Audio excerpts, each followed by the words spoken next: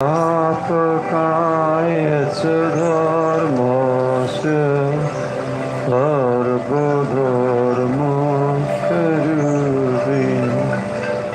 अवतारवरिष्ठाय रामकृष्णाय ते नमः।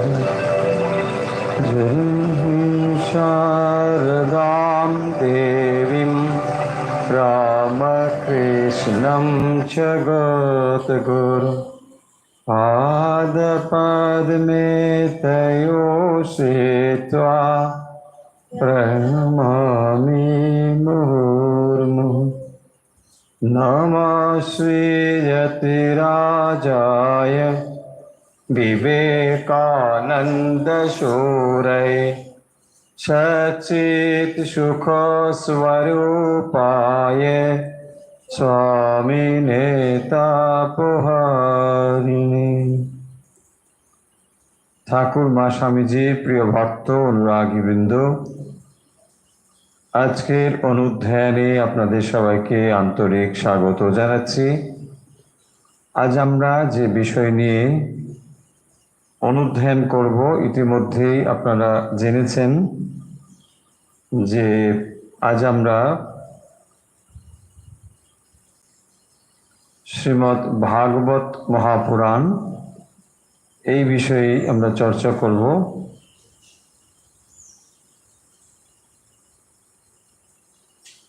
এর আগের দিনও আমরা এই বিষয়ে চর্চা করেছিলাম। আজ আমরা দ্বিতীয় দিন এই একই বিষয়ের উপর চর্চা করছি। আসুন আমরা শুরু করছি আজকে ভাগবত, শ্রীমদ্ ভাগবত পুরাণ কথা। এর মঙ্গলাচরণ, প্রথম স্কন্ধেই মঙ্গলাচরণ শ্লোক রয়েছে, কিন্তু আমরা মঙ্গলাচরণ শুরু করছি যে শ্লোকটি দিয়ে আমরা করব বলে আগে বলেছি, সেই শ্লোকটি এখন আমরা পড়ব। ওম মূকং করোতি বাচালম পঙ্গুং লঙ্ঘয়তে গিরিম यत्कृपातमहं वन्दे परमानन्दमाधवम्। मूकं करोति वाचालं पङ्गुं लङ्घयते गिरिं यत्कृपातमहं वन्दे परमानन्दमाधवम्। যার কৃপায় মূকং করোতি বাচালম, যিনি কথা বলতে পারেন না তাকে বলে মূক। সেই মূক তিনি আবার তার ঠিক উল্টো বাচালম, ভগবানের কৃপায় পঙ্গু লঙ্ঘয়তে গিরিম, যিনি পঙ্গু তিনিও গিরি লঙ্ঘন করে চলে যেতে পারেন, অর্থাৎ অসাধ্যকে সাধন করতে পারেন।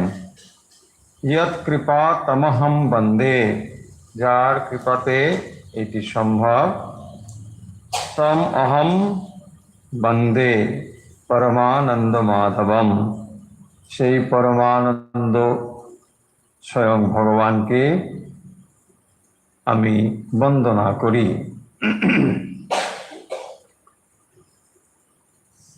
আমরা এর আগের দিন শ্রীমদ্ ভাগবতের সূচনা অংশ, অর্থাৎ প্রথম স্কন্ধের প্রথম শ্লোক, এটি এর আগের দিন আমরা খানিকটা আলোচনা করেছিলাম। শ্রীমদ্ ভাগবত এবং শ্রীমদ্ ভগবত গীতা এর দুটো যে এক নয়, আশা করি আপনারা সবাই মোটামুটি এত সময় জেনে গিয়েছেন বা আগের দিনের ক্লাস থেকে জেনে গিয়েছেন। কারণ অনেকের ভেতরে এই কনফিউশন রয়েছে যে শ্রীমদ্ ভাগবত ও ভাগবত সব একই রকম, আকার দিলেও হয় আকার না দিলেও হয়, বাস। কিন্তু ব্যাপারটা ঠিক তা নয়। শ্রীমদ্ ভগবত গীতা আর শ্রীমদ্ ভাগবত পুরাণ, এই দুটোর মধ্যে তফাৎ রয়েছে।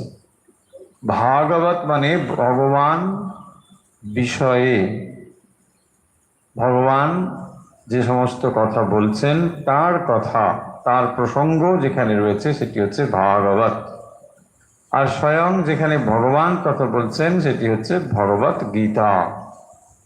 ভগবত গীতা হলো ভগবানের নিজের কথা, আর ভাগবতম হলো ভগবানের প্রসঙ্গে কথা। এ দুটো তফাৎ। শ্রীমদ্ ভাগবত আমরা আগেও বলেছি এটি পুরাণ। পুরাণ কাকে বলে? পুরা অপি নব ইতি পুরাণ। যে কথা কালের নিরিখে পুরনো হলেও তা আবার নতুন বলে মনে হয়, সেই কথাই হলো পুরাণ কথা। ভগবানের যে লীলা কথা, সেই পুরাণ কাহিনী যুগ যুগ ধরে মানুষকে ঈশ্বর প্রেরণা দিয়ে এসেছে। ভক্তি লাভের জন্য যুগ যুগ ধরে মানুষ বা সাধক এই শ্রীমদ্ ভাগবতের কাছে ঋণী থাকবে। শ্রীমদ্ ভাগবত আমরা একটু আগেই বললাম যে পুরাণ। পুরাণ কাকে বলে? আমাদের হিন্দু সনাতন ভাবনায় যা কিছু আমরা সম্পদ, বিশেষ করে ধর্ম আধ্যাত্মিকতায় লাভ করি, তার উৎস হলো বেদ এবং উপনিষদ। এই বেদ উপনিষদ থেকে আমরা পরবর্তী সময়ে পুরাণ কাহিনী রূপে আর একরকম গ্রন্থ দেখতে পাই।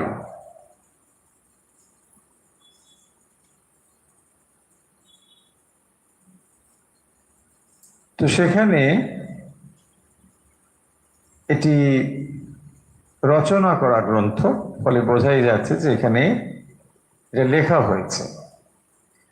এরকম অনেক পুরাণ রয়েছে এবং তার মধ্যে শ্রীমদ্ ভাগবত এটি অন্যতম। এবং এই পুরাণের ভেতরেও অন্যান্য পুরাণের যা বৈশিষ্ট্য, সমস্ত বৈশিষ্ট্য এখানে রয়েছে। পুরাণ মূলত যে বৈদিক শিক্ষা, সেগুলোকে সাধারণ মানুষের কাছে পরিবেশন করার জন্য এই ধরনের পুরাণ লেখা হয়েছে। কারণ এক সময় আমরা দেখেছি যে বৈদিক শিক্ষা সমস্ত মানুষের কাছে পৌঁছতো না, আবার সবাই এর অধিকারীও ছিলেন না। ফলে এই বৈদিক জ্ঞান সম্বন্ধে মানুষের আগ্রহ তো ছিলই, কিন্তু সেগুলোকে লাভ করার জন্য তার পরবর্তী সময়ে এই ধরনের পুরাণ রচনা করা হয়েছে। এবং সেই পুরাণের ভেতরে যেমন আমরা রাজাদের কাহিনী পাবো, তাদের রাজবংশ, বংশ পরিচয়, এর মধ্যে ইতিহাস রয়েছে, তত্ত্বকথা রয়েছে, দর্শন রয়েছে, এরকম নানা বিষয় এই পুরাণের মধ্যে রয়েছে। প্রশ্ন হতে পারে যে এত যদি পুরাণ থাকে, তার মধ্যে আমরা কেন এটাকে বেছে নিয়েছি? এই ভাগবত, শ্রীমদ্ ভাগবত এর একটি বিশেষ বৈশিষ্ট্য আছে।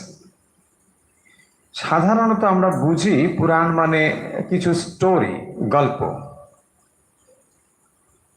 কিন্তু সমস্ত পুরাণ ঠিক স্টোরি নয়।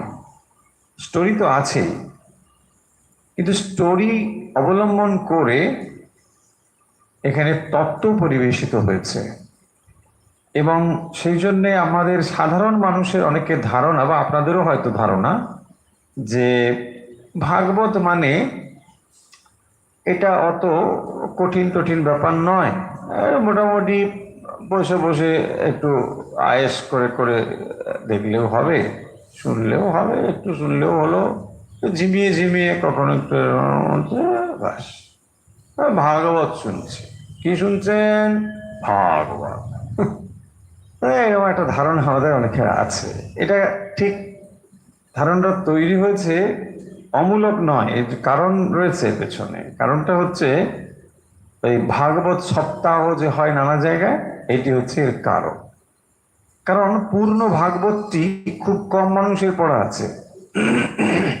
যারা এই ভাগবতটি শুনেছেন বা গল্প টল্প বা কিছু এরকম কথা, তাদের অধিকাংশই ওই যে ভাগবত কথা হয়, যারা প্রফেশনালি ভাগবত কথা পাঠ করেন, মানে রুটি রোজগার করার জন্য, যারা প্রফেশন, 2 দিন 4 দিন একটানা ভাগবত কথা হচ্ছে, সেইখানে কেউ কেউ উপস্থিত থেকে এই কথাগুলো বিক্ষিপ্তভাবে কিছু কাহিনী, কিছু কথা শুনেছেন। সেখান থেকে মোটামুটি একটা ধারণা করেছেন যে এই হলো ভাগবত।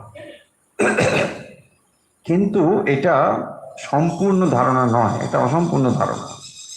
শ্রীমদ্ ভাগবতের মধ্যে যেমন ভক্তির কথা রয়েছে, এখানে পূর্ণ অদ্বৈত বেদান্তের কথাও রয়েছে। এবং সবসময় এই কথাটি মনে রাখবো যে এই পুরাণ কাহিনীটি শুরু হয়েছে কিন্তু একটি কঠিন ক্রাইসিসের মধ্য দিয়ে।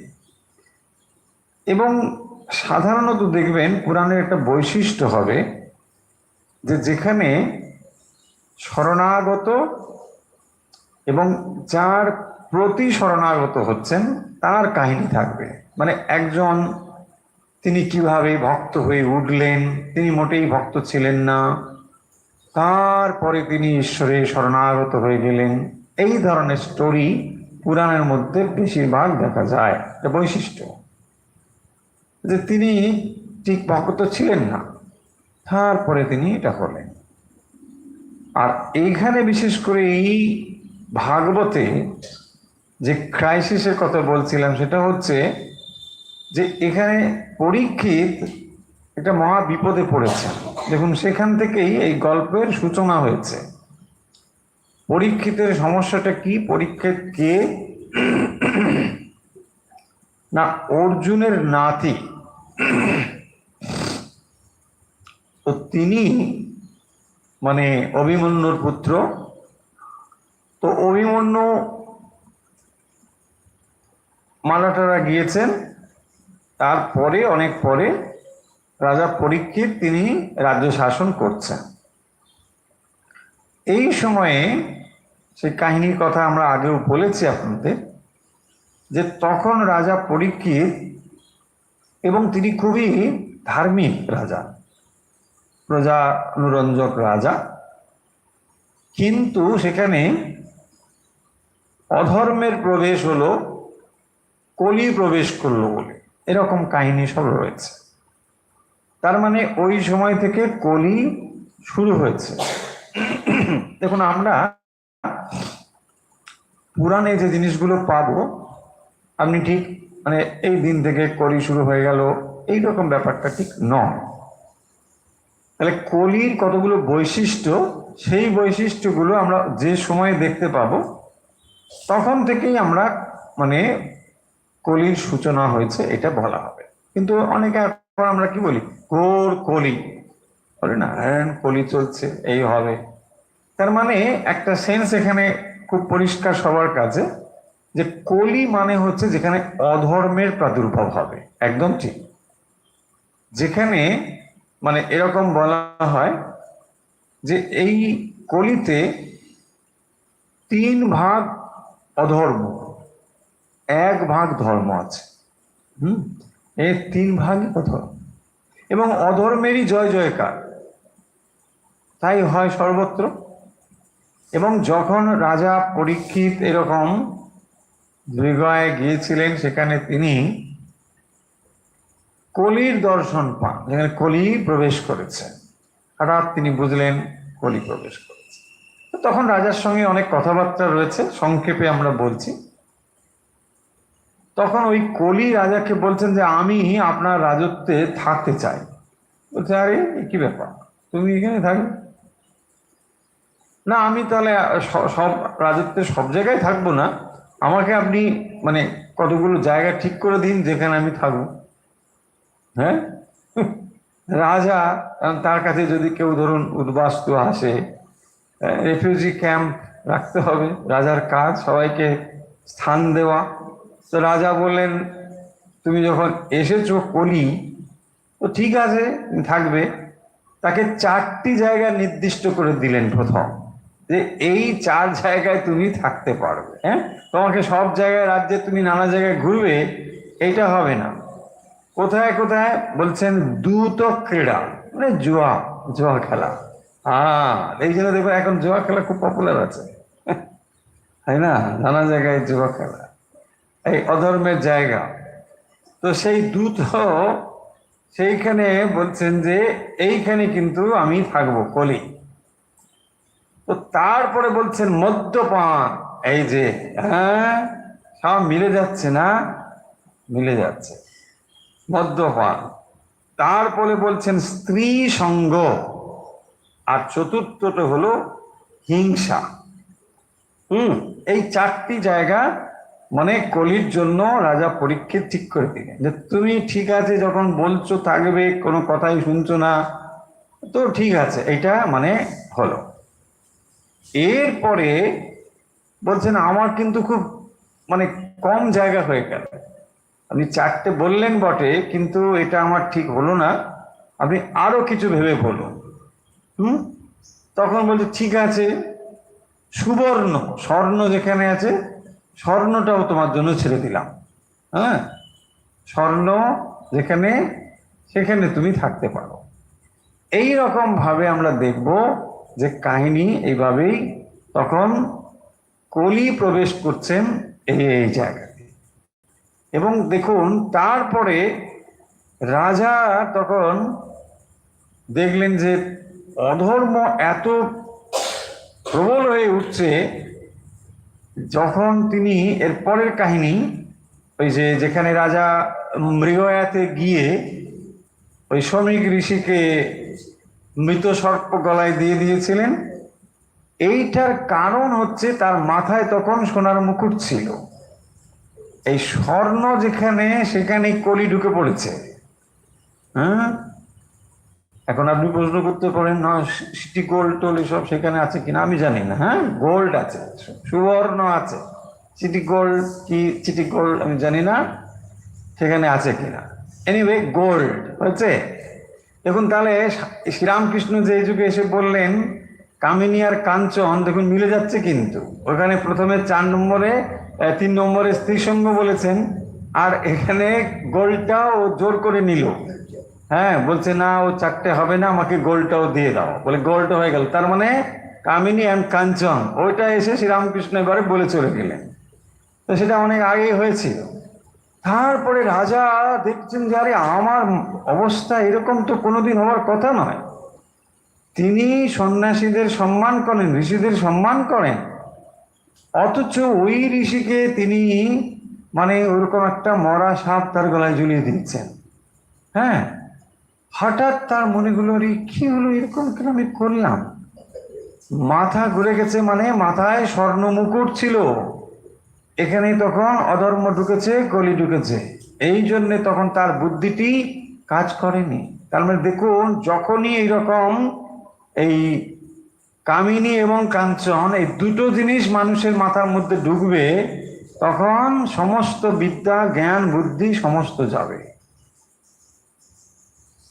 এবং রাজা পরীক্ষিতের ঠিক এই অবস্থা হওয়ার ফলে শমিক ঋষির পুত্র হচ্ছে শৃঙ্গী তার নাম, সেই শৃঙ্গী ঋষি পুত্র, সে পাশে খেলা করছিল, তো তারপরে তার বন্ধুরা গিয়ে তাকে বললো যে আরে তুমি এখানে মজা করে খেলো আর তোমার বাবাকে দেখো যে সাপ গলায় নিয়ে বসে আছে। হ্যাঁ, বলিস কি? বাবা সাপের গলায়? তারপরে ঋষিপুত্র তো, ঋষি হলেও মানে ভালোই হবে তাই না? লঙ্কা ছোট হলেও ঝাল হয় তাই না? তো সেরকম খুবই ঝাল, ভালোই ঝাল। কিরকম? তিনি সঙ্গে সঙ্গে বুঝে গেলেন যে এইটা হচ্ছে রাজা পরীক্ষিত। আর তিনি সঙ্গে সঙ্গে অভিশাপ দিয়ে দিলেন যে এই অপমান রাজা করেছে, তার মাত্র 7 দিন তিনি বেঁচে থাকবেন, তার বেশি কিন্তু বাঁচতে পারবেন না। এবং কি হবে? তক্ষক সর্প গিয়ে তাকে মেরে ফেলবে। এইভাবে ভয়ঙ্কর একটা অভিশাপ হয়েছে। এবং এই অভিশাপ থেকে বাঁচার জন্য, কারণ তিনি জানেন ঋষি বাক্য কিছুতেই লঙ্ঘন করা যাবে না, বরং এখন কাজ আমার যে এই 7 দিন আমি বা মৃত্যুর যে কদিন বাকি রয়েছে কিভাবে তাকে আমি পজিটিভ ওয়েতে কাজে লাগাতে পারি, যাতে করে আমি একটা শুভ সংস্কার নিয়ে মানে শান্তভাবে পৃথিবী থেকে বিদায় নিতে পারি। এই প্রিপারেশন নিয়ে একেবারে এই অবস্থা থেকেই শ্রীমদ্ ভাগবত শুরু হয়েছে। ফলে এটা মজা করার জায়গা কিন্তু নয়। আমরা ভাবি যে না, ভাগবত মানে শুরু হয়ে গেল মজা, ও গীতাটি তো বড় কঠিন। কেউ কেউ লিখেছেন আগের দিনের ওই অল্প কথা শোনার পরে যে ভাবছিলাম বোধহয় মানে একটু জিরিয়ে নেওয়ার মতন হবে, কিন্তু কিন্তু সেরকম হচ্ছে না। কিরকম একটা হচ্ছে, তার থেকে বরং আপনি অন্য কিছু যদি একটু কিছু মানে গপ্পসপ্প করেন তাহলে ভালো হয়।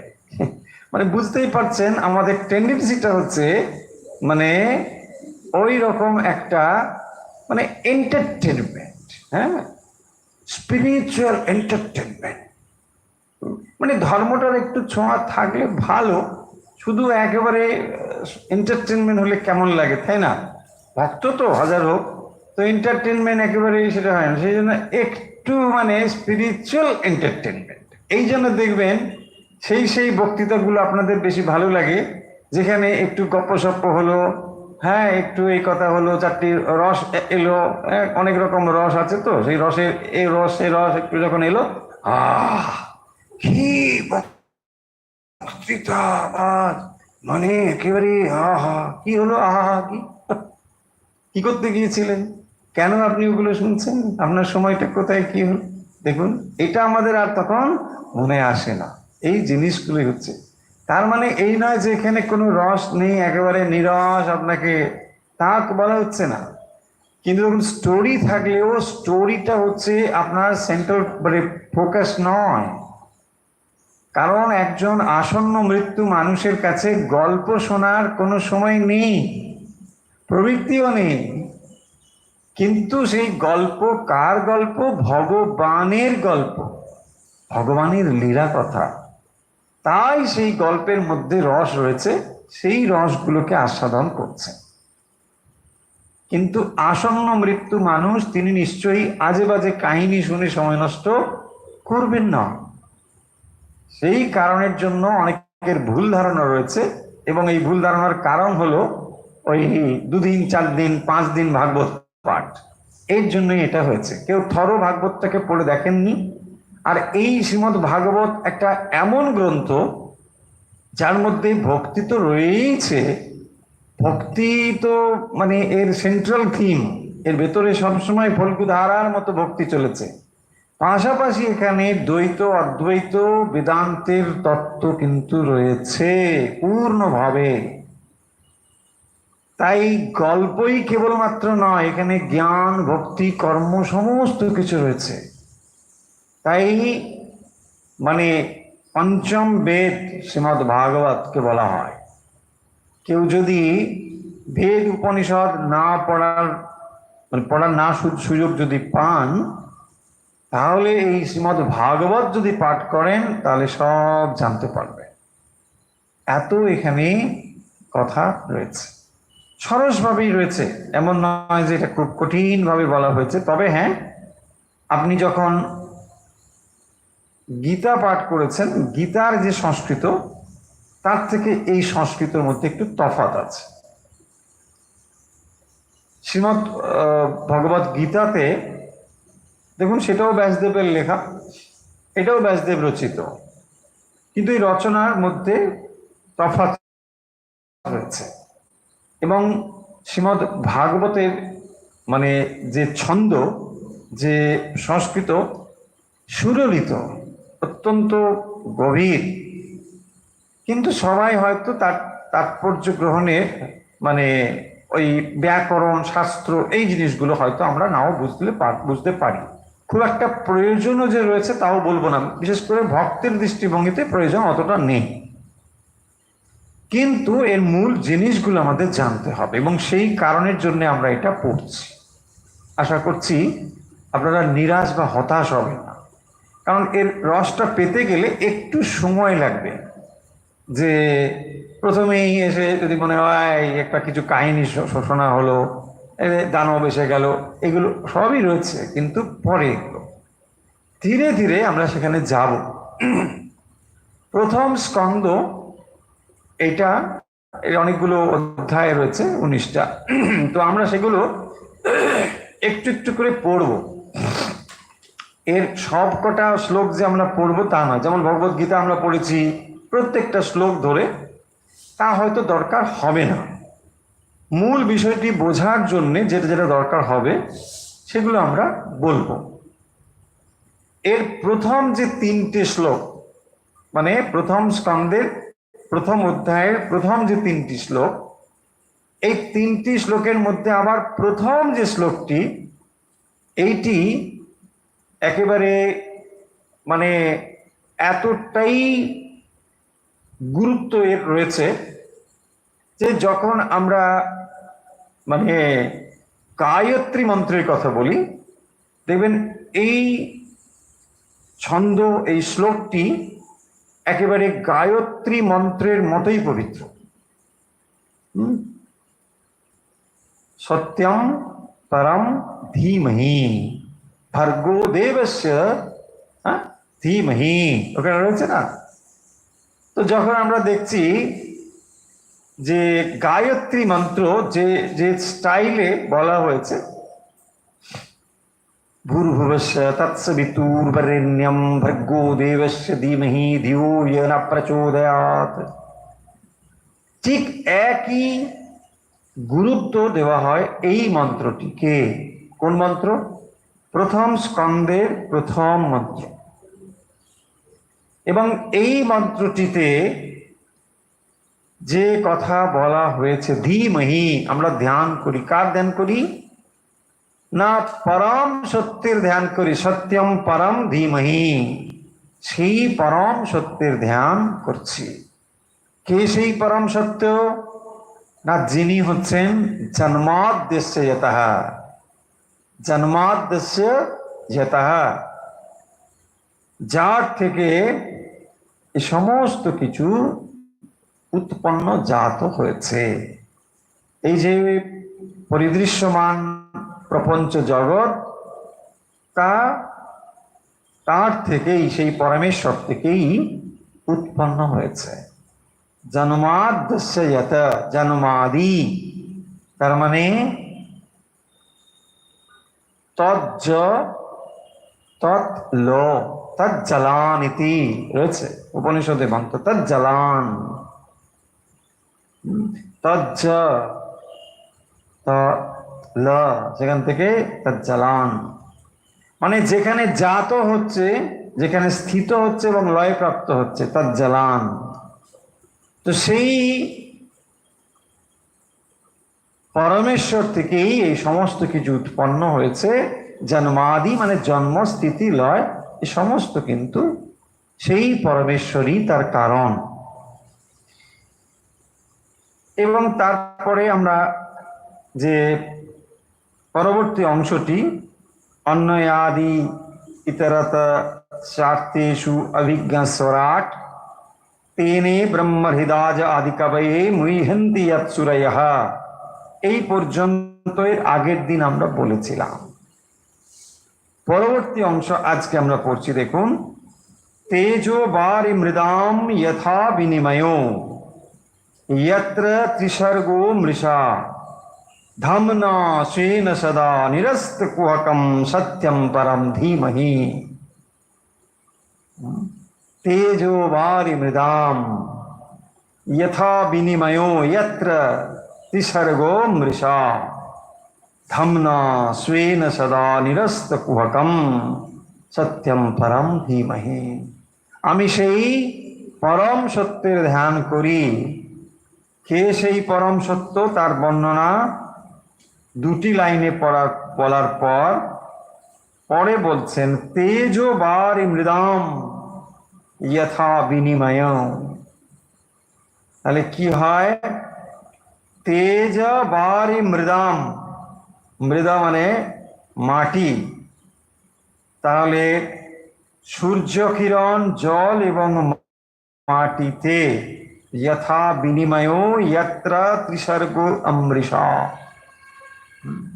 ত্রিসর্গ কথার অর্থ হচ্ছে সত্য রজ তম। ত্রিসর্গ অমৃষা, মৃষা মানে মিথ্যা, অমৃষা মানে তার উল্টো সত্য। তাহলে যত্র ত্রিসর্গ অমৃষা কিরকম হয়? তেজো বারি মৃদাম যথা বিনিময়।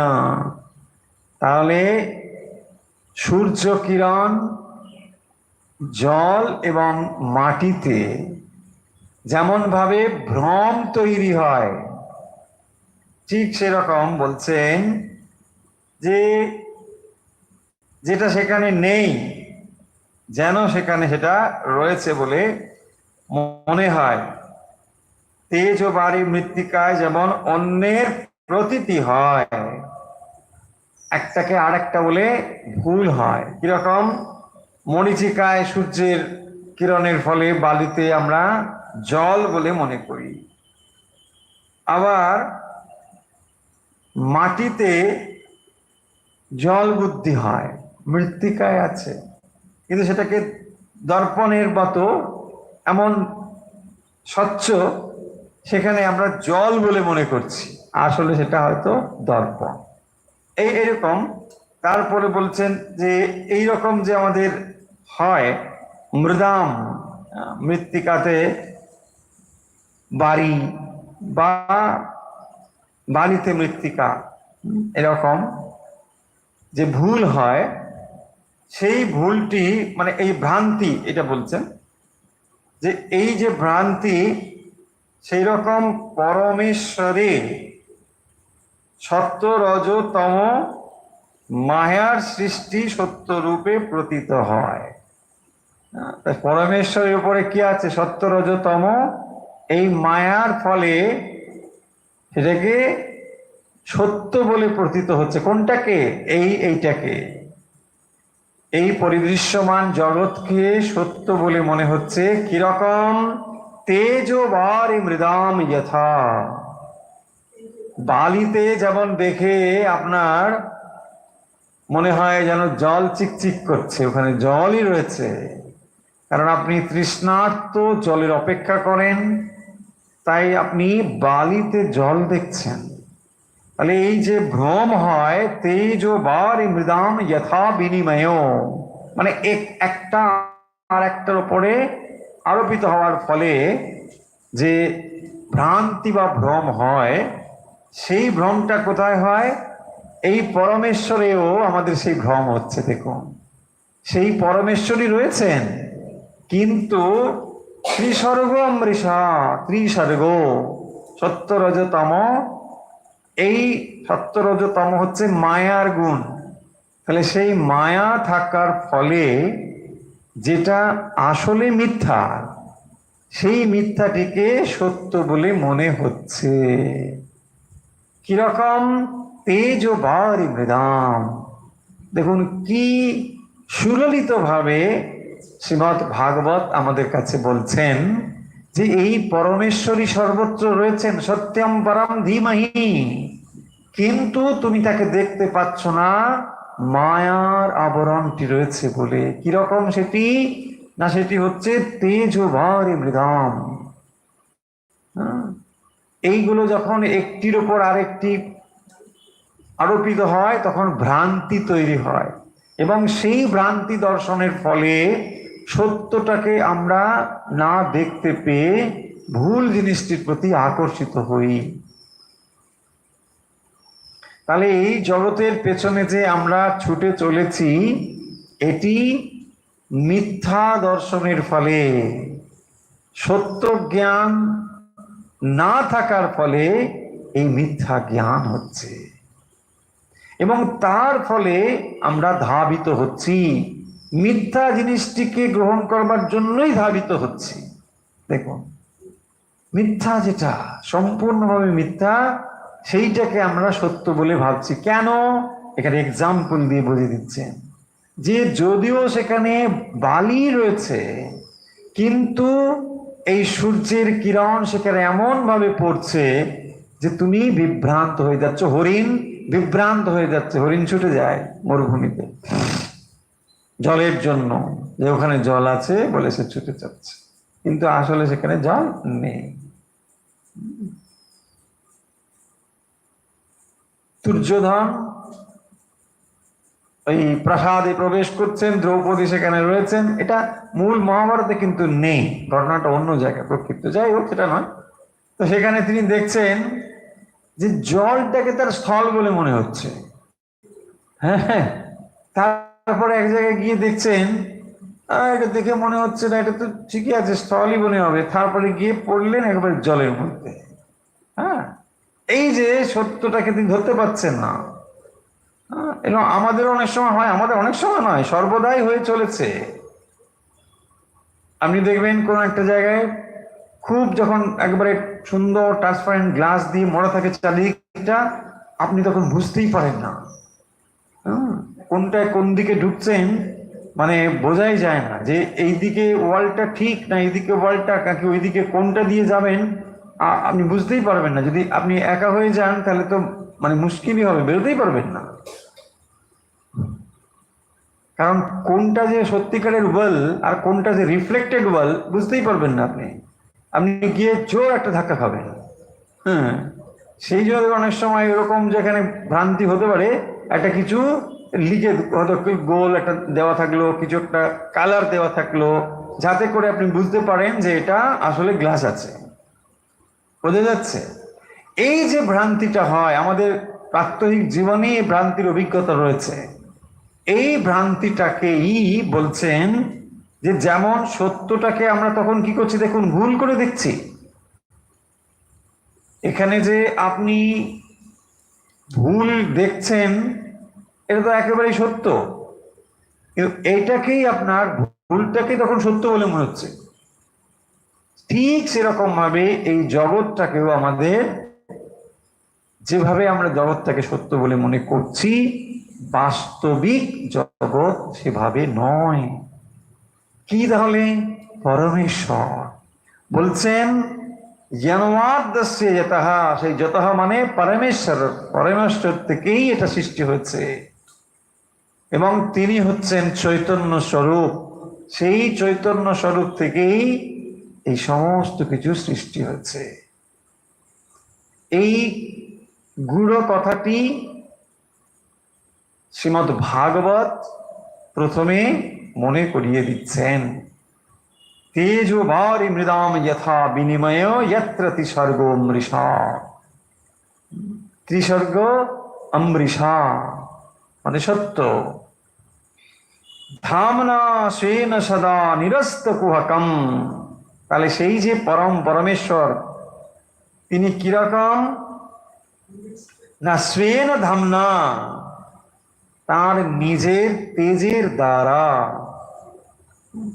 স্বেনা নিজের ধামনা, নিজ তেজের দ্বারা সদা সর্বদা সমস্ত অবস্থাতেই, মানে অতীত বর্তমান ভবিষ্যৎ সর্বাবস্থাতেই তিনি কিরকম না? নিরস্ত কুহকম। কুহক মানে হচ্ছে মায়া। নিরস্ত কুহকম, যার মধ্যে মায়া দূরীভূত হয়েছে, মায়া কপটতা দূরীভূত হয়েছে, যার নিরস্ত কুহকম, সেই যে সত্যম পরম, তারই ধ্যান করি ধীমহি। হ্যাঁ, একমাত্র সেই পরমেশ্বরই রয়েছেন, কিন্তু সেই পরমেশ্বরকে আমরা ভ্রান্তিবশত এই জগৎ রূপে প্রতিভাত হতে দেখছি। কিরকম ভাবে? না, সর্বদাই এই ভ্রান্তি আমাদের অনুভূত হয়। প্রাত্যহিক জীবনে আমরা সর্বদাই ভ্রান্তি অনুভব করছি। ঠিক সেই রকম ভাবে ভ্রান্তি পরমেশ্বর সবকিছুর মধ্যে থাকা সত্ত্বেও আমরা পরমেশ্বরকে না দেখে আমরা কেবল এই জড় জগৎকেই দেখছি। এই ভ্রান্তি দৃষ্টি, কিন্তু যে পরমেশ্বর, তার মধ্যে কি না, তিনি হচ্ছেন নিরস্ত কুহকম। তার মধ্যে কোনো মায়া নেই, তার মধ্যে কোনো অজ্ঞান নেই, তার মধ্যে কোনো মানে অবিদ্যা নেই। তিনি কিন্তু নিরস্ত কুহকম। তিনি মায়াকে অবলম্বন করে সৃষ্টি করেন ঠিকই, কিন্তু তার মানে এই নয় যে তিনি মায়ার অধীন। তিনি মায়ার অধীন নয়। সেই জন্য বলছেন নিরস্ত কুহকম, তার মধ্যে কোনো মায়া নেই, তিনি সম্পূর্ণ মায়া তিরোহিত। কিন্তু তিনি অবিদ্যা মায়াকে তার প্রয়োজনে তিনি কাজে লাগান, এবং সেই মায়ার গুণ হচ্ছে সত্য, রজ এবং তম। এই সত্য, রজ, তম এইটি প্রবল হওয়ার ফলে জীব পরমেশ্বরের স্বরূপকে না জেনে এই ভ্রান্ত রূপে দর্শন করে। সেই ভ্রান্তিহীন যে পরম সত্য, আমরা তার ধ্যান করি। ধামনাশেন সদা নিরস্ত কুহকম সত্যম পরম ধীমহি। সেই পরম সত্যের ধ্যান করি। দেখুন তাহলে এই মন্ত্রটি, এই শ্লোকটি আমরা আরেকবার পড়ে দিই। এই কারো কারোর কাছে বই নেই, বা কেউ কেউ তো বই ফলোই করছেন, পিডিএফ আমরা একটু দেরি করছি, পাঠিয়ে দেবো, তাড়াতাড়ি পেয়ে যাবেন। এই মন্ত্র শ্লোকটি আমরা এর আগের দিন পড়েছি, এটি আপনি ফলো করতেও পারেন। মানে এমন কিছু নয়, কঠিন কিছু নয়। যে কথাগুলো রয়েছে বারবার বলছি, দেখুন। জন্মাদ্যস্য যত অন্নয়াদি তর তস্যার্থেষু বিজ্ঞান স্বরাট তেনে ব্রহ্ম হৃদাজ আদি কবয়ে মুহ্যন্তি যৎ সূরয়ঃ তেজো বারি মৃদাম যথা বিনিমयो যত্র তিসর্গো মৃষা ধামনাশেন সদা নিরস্ত কুহকম সত্যম পরম ধীমহি। সেই পরমেশ্বর যিনি এই জগতের আদি কারণ, সমস্ত সৃষ্টির যিনি আদি কারণ। জন্মাদ্যস্য যতঃ যত অন্নয়াদি ইতরত। আমরা এর আগের দিন কেউ কেউ বলেছেন যে এই অন্নয়াদি ইতরত ব্যাপারটা কি। এটি একটি টেকনিক্যাল টার্ম। অন্নয়াদি ইতরত মানে এখানে একটি সম্বন্ধ রয়েছে, এটাকে বলা হয় অন্বয় আর একটা ব্যাথি রেখা। অন্বয় ব্যাথি রেখা।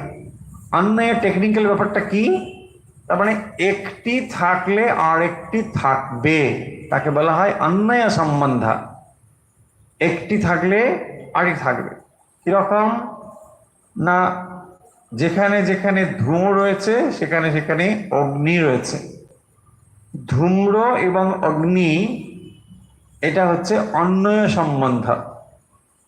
তার মানে ধূম যেখানে সেখানে অগ্নি অবশ্যই রয়েছে। যদিও অগ্নি আপনি দেখতে যদি নাও পান, তাহলেও আপনি 100% নিশ্চিত যে ওখানে অগ্নি রয়েছে। ঠিক সেরকম এই পরমেশ্বরকে আপনি দেখতে পাচ্ছেন না, তাহলে কি দেখতে পাচ্ছেন? যেমন অগ্নি এবং ধূম, ঠিক এখানে ধূমকে দেখতে পাচ্ছেন। এখান থেকে আপনি নিশ্চয়ই ইনফার করতে যেমন পারেন, এই পরমেশ্বর এখানে নিশ্চয়ই রয়েছে, তা নাহলে এটা হতে পারে না। অগ্নি এবং ধূম এই সম্বন্ধটিকে বলা হয়েছে অন্যয় সম্বন্ধ। বোঝা গেল? এই জন্য হয়তো কারো একটু বুঝতে অসুবিধা হয়েছিল, আমরা আগের দিন লিখেও গিয়েছিলাম মনে হয়।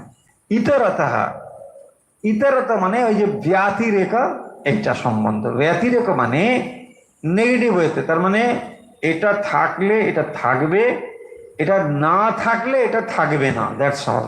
এই সম্বন্ধটাকে বলা হয় ব্যতিরেকা। তার মানে যেখানে অগ্নি নেই সেখানে ধুয়ো নেই, যেখানে ধুয়ো নেই সেখানে অগ্নিও নেই। এই মানে একটার সঙ্গে আরেকটা রিলেটেড, এটা থাকলে এটা থাকবে, এটা থাকলে না থাকলে এটা থাকবে না।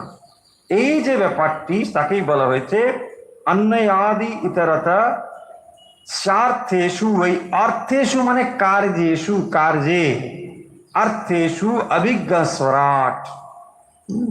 যিনি সেই পরমেশ্বর সম্বন্ধে বলছেন তিনি হচ্ছেন অভিজ্ঞ স্বরাট। অভিজ্ঞ মানে আমরা জ্ঞানবান, অভিজ্ঞ শব্দের অর্থ জ্ঞানবান। তার মানে এই যে সৃষ্টি ক্রিয়াটি বা স্থিতি এবং সংহার, এই যে ক্রিয়া, এর পেছনে একটা ইন্টেলেক্ট রয়েছে, একটা বুদ্ধি রয়েছে, এটা এমনি এমনি হচ্ছে না। সেই জন্য বলা হয়েছে অভিজ্ঞ, জ্ঞানবান। এখানে একটা জ্ঞানের ব্যাপার রয়েছে। ওই যে সব চিত আনন্দ, সেই চিত শক্তি হচ্ছে এই জ্ঞান শক্তি। সৎ মানে অস্তিত্ব, এক্সিস্টেন্স, চিত হলো জ্ঞান এবং আনন্দ হলো আনন্দ। সৎচিত আনন্দ, এবং তিনি হচ্ছেন স্বরাট। স্বরাট কাকে বলে এর আগের দিন আমরা বলেছিলাম। স্বরাট মানে হচ্ছে যিনি স্বতঃ প্রকাশিত হতে পারেন, তাকে বলা হয় স্বরাট। যার প্রকাশ কারোর উপর নির্ভর করে না তাকে বলা হয় স্বরাট।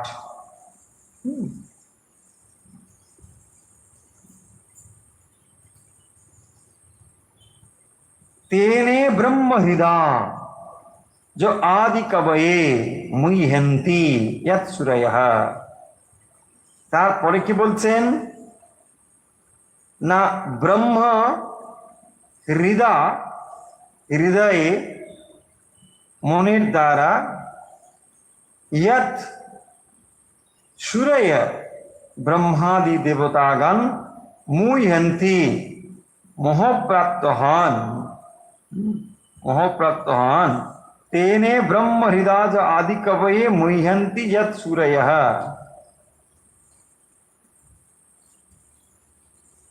তারপরে তাহলে কি বলছেন, তারপরে বলতে লক্ষ্য করুন যে বেদে ব্রহ্মাদি দেবতাগণ মোহপ্রাপ্ত হন, সেই বেদকে যিনি ব্রহ্মার হৃদয়ে মনের দ্বারা সঞ্চার করেছিলেন, এই হচ্ছে এর অর্থ। বেদে ব্রহ্মাদি দেবতাগণ মোহপ্রাপ্ত হন, তেনে ব্রহ্ম হৃদয় আদি কবয়ে। আদি কবি হচ্ছেন ব্রহ্মা। তেনে ব্রহ্ম, দেখুন এখানে শব্দগুলো তেনে ব্রহ্ম হৃদয়। প্রথম হচ্ছে ব্রহ্ম, ব্রহ্ম মানে এখানে ব্রহ্ম শব্দ হচ্ছে বেদ। তেনে ব্রহ্ম হৃদয় আদি কবয়ে মুহ্যন্তি যৎ সূরয়ঃ। বেদে ব্রহ্মাদি যে সমস্ত দেবতাগণ তারা মোহপ্রাপ্ত হন, তাদের মধ্যেও মোহ রয়েছে, মোহ তাদের মধ্যেও রয়েছে। সেই বেদকে যিনি ব্রহ্মার হৃদয়ে মনের দ্বারা সঞ্চার করেছিলেন, সেই বেদকে যিনি ব্রহ্মার হৃদয়ে, তেনে ব্রহ্ম হৃদয়, মনের দ্বারাই তিনি করতে পেরেছিলেন। কে? পরমেশ্বর থেকে। পরমেশ্বর থেকে সেইটি ব্রহ্মার কাছে এলো, কারণ ব্রহ্মা সৃষ্টিকর্তা। তো তিনি যখন সৃষ্টি করবেন তাহলে বেদের মধ্যে সেই জ্ঞান রয়েছে, সেই পরমেশ্বর থেকে যে জ্ঞান ব্রহ্মার কাছে এসেছিল, কিভাবে এসেছিল? হৃদয়, মনে মনে, সংকল্প মাত্রে। হ্যাঁ, তাকে অনলাইন ক্লাস করতে হয়নি, মনে মনে সংকল্প করলেন, হয়ে গেল। তিনি মনে ভাবলেন, তখন ব্রহ্মার কাছে এই জ্ঞান এলো। তেজ বারি মৃদাম যথা বিনিময় यत्र तिसर्गम मृषा धमना शेन सदा निरस्त कुहकम सत्यम परम धीमहि। সেই পরমেশ্বরে আমরা ধ্যান করছি, যিনি কিরকম না তেজ ভারি মৃদাম যথা বিনিময়। এখানে যেমন এই উপাদানগুলো একটার পর একটা আরোপিত হওয়ার ফলে ভ্রান্তি হয়, ভুল হয়, আমাদের মনে ভুল ধারণা হয়, ঠিক সেরকম ভাবে সেই পরমেশ্বরের উপরেই এই মায়া শক্তির প্রভাব থাকার ফলে আমরা পরমেশ্বরকে স্বস্বরূপে না জানতে পেরে আমরা এই জগৎকে দেখে বিভ্রান্ত হই। তাহলে এই জগতের পেছনে সেই পরম সত্য পরমেশ্বর রয়েছেন। এই কথা দিয়ে শুরু করছেন শ্রীমদ্ ভাগবত।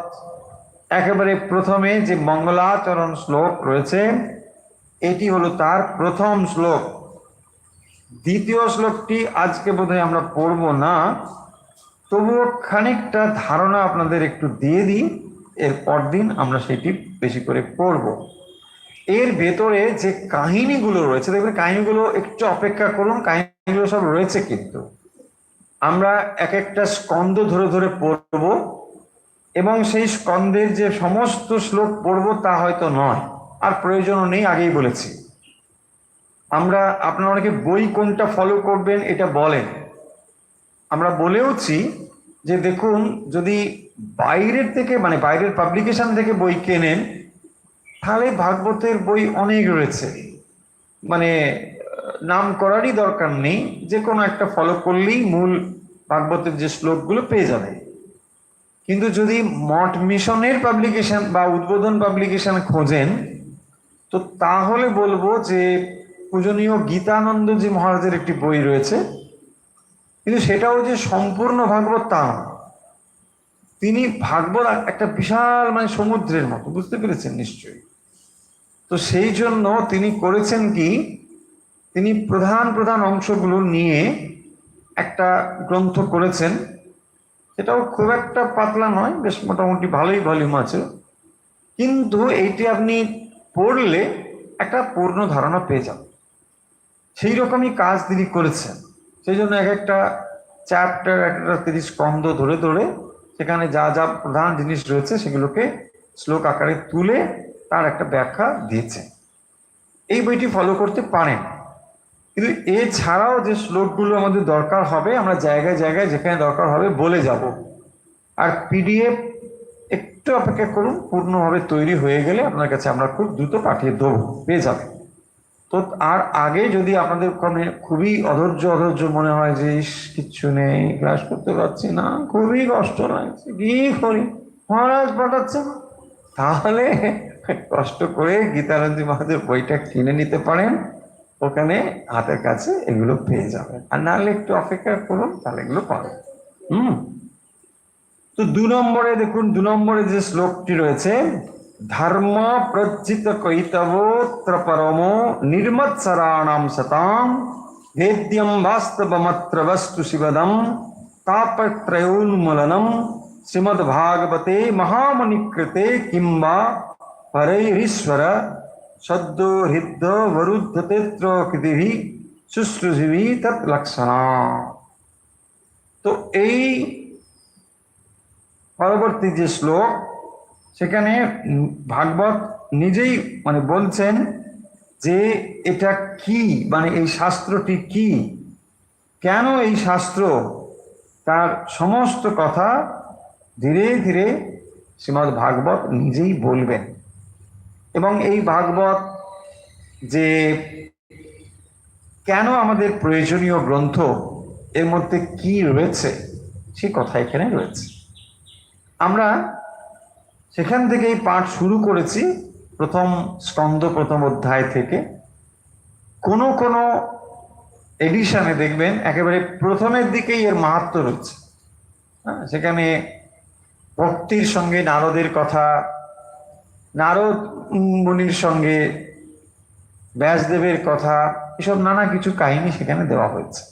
সেই কাহিনী অংশ আমরা পেরিয়ে যাচ্ছি না, কাহিনী আসবে, কাহিনীও পরপর যেখানে যেখানে দরকার হবে আমরা প্রসঙ্গত কাহিনীগুলো আপনাদেরকে শুনিয়ে দেব, কিন্তু শ্লোকগুলো আমরা শুনবো। এই শ্লোকের মধ্যে যে ভাবগুলো রয়েছে, যে গভীর তত্ত্বগুলো রয়েছে, সেগুলো একটু একটু করে বুঝতে চেষ্টা করব। তাহলে শ্রীমদ্ ভাগবত এটা একদিকে যেমন ভক্তির কথা বলে, এর ভেতরে যেমন একটু আগে বললাম যে কাহিনী রয়েছে, সেই কাহিনীগুলো আমাদেরকে গভীরভাবে ভগবানের দিকে আকর্ষণ করে। সেই কারণের জন্যই এই ভাগবত আমাদের এত প্রিয়, অনেক বেশি প্রিয়। এই জন্য যে এর মধ্যে ভগবানের কথা গল্পের ভেতর দিয়ে, কাহিনীর ভেতর দিয়ে, যেহেতু আমরা অনেকেই কাহিনী শুনতে পছন্দ করি, স্বাভাবিকভাবে কাহিনীর অবলম্বন দিয়ে মনটাকে নিয়ে যাওয়া হচ্ছে ঈশ্বরের দিকে। এবং সেই কাহিনীগুলোকে যদি আমরা মন দিয়ে শুনি, এবং আপনারা নিশ্চয়ই এই কাহিনীটা শুনেছেন যে পরীক্ষিত যখন এই কথাগুলো শুনছিলেন তিনি এক টানা শুনে যাচ্ছেন, নন স্টপ, এবং তিনি আরো শুনতে চাইছেন যে ভগবানের এই সমস্ত কথা, যখন লীলা কথা ধীরে ধীরে একটার পর একটা স্কন্ধ পেরিয়ে পেরিয়ে যাচ্ছে, তো তখন তিনি আরো শুনতে আগ্রহী। দেখুন, একজন মানুষ কিছুদিন পরেই মারা যাবেন, অথচ তিনি এই ভগবত কথাগুলো শোনার জন্য উদ্গ্রীব হয়েছেন। এটা তার ভেতরে শুভ সংস্কার ছিল বলেই হয়েছে, তা না হলে সাধারণ মানুষের এটা হবে না। তাহলে কি হবে? এই মৃত্যুর পূর্বে যত জাগতিক জিনিস আসবে, ওর থেকে ধার নিয়েছিলাম দিয়ে দেবে, ওইটা করবে, ওইখানে ওকে এটা দেবে, ব্যাংকে ওইখানে টাকা আছে, ওইখানে করছে, বাবা তুমি একটু ভগবানের নাম করো, আর ভগবান হয় না? তো দেখুন সিনেমায় টিনেমায় দেখায় তো ওরকম, তাই না? মানে একটু করো, করতে করতে মরে গেল। তার মানে মৃত্যুর জন্য তিনি কিভাবে প্রস্তুত হচ্ছেন লক্ষ্য করুন। আর শ্রীরামকৃষ্ণ কি বলছেন? বলছে না, সময় কাটে না, বেড়া বাঁধছি। কি করবে? সময় কাটে না, বসে বসে বেড়া বাঁধছে। 80 বছরের বৃদ্ধ, কিন্তু কি করবে? বলছে না, আমি না একা থাকতে পারি না, কাজ না হলে আমি বাড়ি পাবে বা ওয়ার্কহলিক, অ্যালকোহলিক বলেছে, ওয়ার্কহলিক। কাজ একটা ছাড়া সে থাকতে পারবে না। এই হচ্ছে আমাদের অবস্থা। আর শ্রীমদ্ ভাগবতে রাজা পরীক্ষিত তিনি ভগবত কথা শোনার জন্য প্রস্তুত। এবং একটা দৃষ্টি থেকে দেখলে দেখুন, রাজা পরীক্ষিত অন্তত নিশ্চিত যে 7 দিনের আগে তো মারা যাবে না, তাই না? ঋষি বলেছেন 7 দিন পরে মৃত্যু হবে, কিন্তু দ্বিতীয় দিনে মৃত্যু হয়ে যাবে এটা কিন্তু হবে না। ঋষি বাক্য একটু এদিক ওদিক হবে না। কিন্তু আমরা জানি না যে 7 দিনও আদৌ আমাদের হাতে আছে কিনা, আমরা জানি না। কিন্তু আমরা বড়ই নিশ্চিন্ত জীবনযাপন করছি। শ্রীমদ্ ভাগবত আমাদের এই কথাগুলো মনে করিয়ে দেয় যে সর্বদাই মৃত্যুর জন্য প্রস্তুত থাকো। এটা ভয়ঙ্কর কথা নয়, এটা ভয় পাইয়ে দেবার কথা নয়। বুঝছিস, তাহলে ভোগ করবো কি করে? কি ভোগ করবে? কি ভোগ করবেন? শুধু কি আমরা হাঁটি, ব্যাস, চামড়া খেলে অম্লশূল, কি ভোগ করবেন? শ্রীরামকৃষ্ণ বলেছে। হ্যাঁ, কিন্তু মৃত্যুর কথা মনে রাখলে জীবন আরো বেশি আনন্দময় এবং গুরুত্বপূর্ণ হবে, ঠিক ঠিক ফ্রুটফুল হবে। প্রস্থান আছে বলেই জীবন এত মাধুর্যময়। সেই জন্যই দেখবেন যে যা কিছু করবার রয়েছে তাড়াতাড়ি করে ফেলতে হবে। এই যে একটি প্রস্তুতি, এই যে একটি ব্যস্ততা, এই ছন্দ যদি জীবনে না আসে তাহলে জীবন কখনোই পূর্ণতার দিকে যেতে পারে না। শাস্ত্র পাঠের এটাই হচ্ছে তাৎপর্য। সে পুরাণই হোক আর বেদ উপনিষদই হোক আর যাই হোক, শাস্ত্র আমাদের বারবার এটাই মনে করিয়ে দেয় যে প্রস্থানের জন্য প্রস্তুত হতে হবে। যে কোনো মুহূর্তে প্রস্থান আসতে পারে, তুমি তার জন্যে প্রস্তুত হয়ে থাকো। শাস্ত্রগুলো এটাই বারবার মনে করিয়ে দিচ্ছে। কিন্তু আমরা সাধারণ মানুষ এগুলোকে মানে সত্য জেনেও আমরা চোখে মানে হাত দিয়ে ঢাকা দিয়ে বসে থাকতে চাই। না না না, এই সব। স্বামীজিকে একবার এক যুবক প্রশ্ন করেছিল যে স্বামীজি, যদি আমরা মৃত্যু মৃত্যু চিন্তা করি তাহলে জীবনটাকে ভোগ করব কি করে? স্বামীজি বলছেন, তো তুমি যদি নাই চিন্তা করো কিছু, তাহলেও কি তুমি মৃত্যুকে এড়াতে পারবে? পারবে না। মৃত্যু এসে হাজির হবেই। তাহলে মৃত্যু যেটা এসে হাজির হবে, তুমি প্রস্তুত হয়ে যদি তার সামনে যাও, এটা ভালো নাকি অপ্রস্তুত হয়ে যাবে ভালো? তাই না? ধরুন কালকে আপনার একটা পরীক্ষা আছে, আপনি হঠাৎ করে হাজির হয়ে গেলেন, তার থেকে আপনি যদি প্রস্তুত হয়ে যান খানিকটা, তাহলে বেটার হবে কিনা? বলছে না, আমি ঠিক আছে, মেন্টালি প্রিপেয়ার আছি। এক্স্যাক্টলি ওটাই স্বামীজি বলছেন, যে মৃত্যু আছে এটা তো সত্যই, তুমি তাকে যতই ঢেকে রাখো। বলছে না না না না, তো এসব বলতে নেই। হ্যাঁ, এসব বলতে নেই, রাত্রে তো বলতেই নেই, একদম বলতে নেই, সব তো কিচ্ছুতেই বলতে নেই। না বললে কি হবে? না বললে কি তিনি আসবেন না? ঠিক সময় এসে যাবে।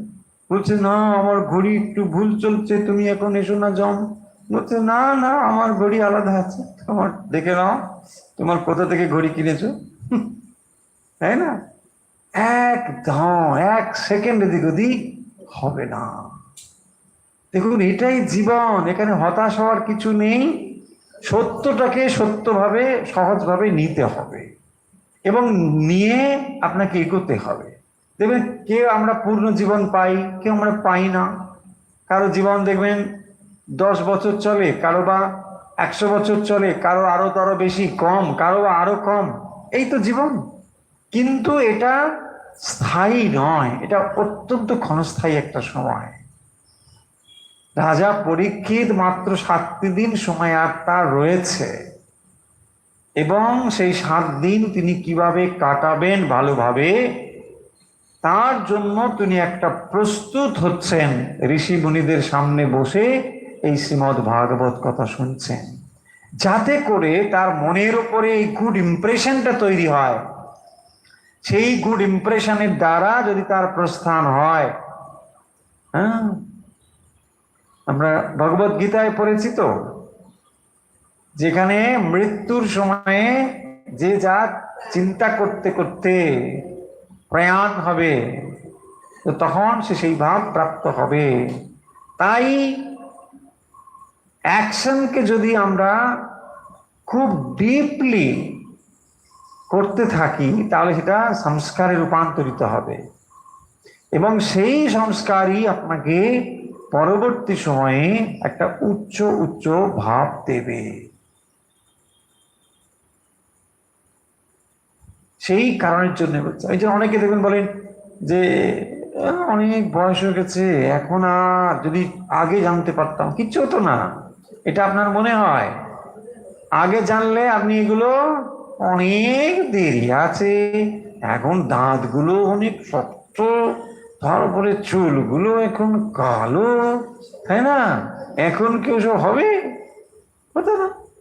আবার দেখুন, আপনি যখন এটা করছেন তখন এটা দেরি বলে বলবেন না, কারণ আপনার জার্নি আপনাকে করতেই হবে। তাই জন্যে এটা কোনো লেট হয়ে গেল এরকমও ভাববেন না। যখনই আপনি করছেন তখনই এটা আপনাকে কাজে দেবে। যে এমন একটা জিনিস, আপনি যদি 80+ হন তাতেও কিছু নেই। যত সময় আপনার জীবন রয়েছে তত সময়ও যদি আপনি দুটো কথা শুনে যেতে পারেন, দেখবেন আপনার জীবন অর্থপূর্ণ হবে।